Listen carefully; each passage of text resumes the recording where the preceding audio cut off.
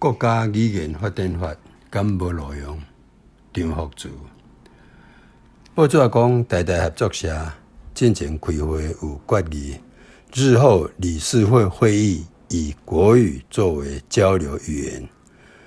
所拜7月30迄天，有人伫理事会开会时讲台语，互会议主席呛声讲：“你没有资格发言，甲请你闭嘴。”甚至个拍倒啊大声话讲：“你不要说话。”结果引起7个台大学生组织不满甲抗议。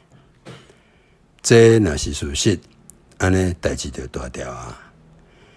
经过2个外来政权，日本国甲中国国民党统治压迫，台湾本土语言已经互联合国列作濒临死亡语言，会当讲佫剩无30年的性命。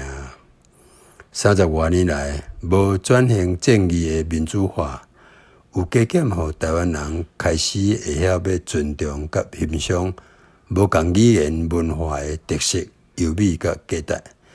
这是人类历史足了不起的典范成绩。真侪世界的朋友拢学了甲答记，特别是去年年底咱阁通过国家语言发展法，规定所有的国家语言地位平等，袂当有歧视。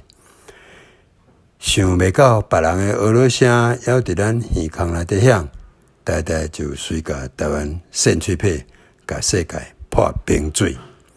规定开会简单会当用华语，意思是国家语言发展法算啥物？恁爸就是袂瘾向你，无你要安怎？看起来立委头壳爱摸咧烧啊！当初立法无写着处罚条款，互法律变做一只无喙齿的台湾虎，袂咬人。即马拄着问题啊！请问，安尼的立法敢是要互人看爽的？